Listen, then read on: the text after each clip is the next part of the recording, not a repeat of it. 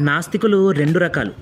మొదటి రకం 99% నాస్తికుల నాస్తికత్వానికి కారణం ఆస్తికుల మూర్ఖత్వము, మూఢత్వమే.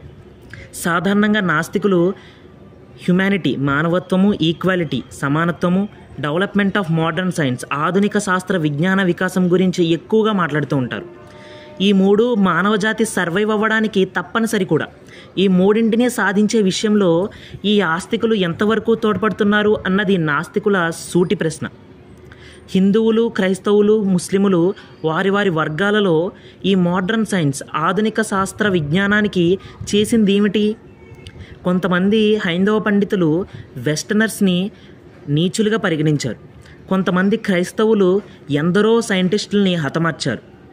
ఇక కొంతమంది ముస్లిములైతే వారు నిషేధించని మోడర్న్ ఎలక్ట్రానిక్ డివైస్ అంటూ ఏదీ లేదు.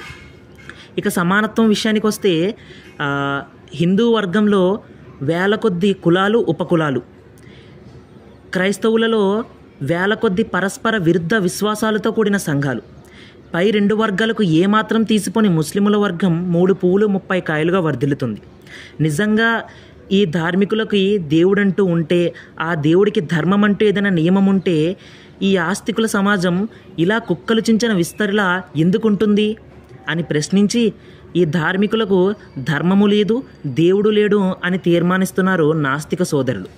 కనుక నాస్తికుల్ని వట్టి మాటలతోనో గుడ్డి నమ్మకాలతోనో వాళ్ళని ఆస్తికులుగా మార్చే ప్రయత్నాన్ని పక్కన పెట్టి, ముందు ఆస్తికులంతా సరియైన సుప్రీం క్రియేటర్ని తెలుసుకొని, మానవత్వపు మనుషులుగా, సమానత్వపు హక్కులను తెలుసుకొని, సైంటిఫిక్ దృష్టి కలవారిగా ప్రగతి పదంలో ముందుకు సాగడం మంచిది.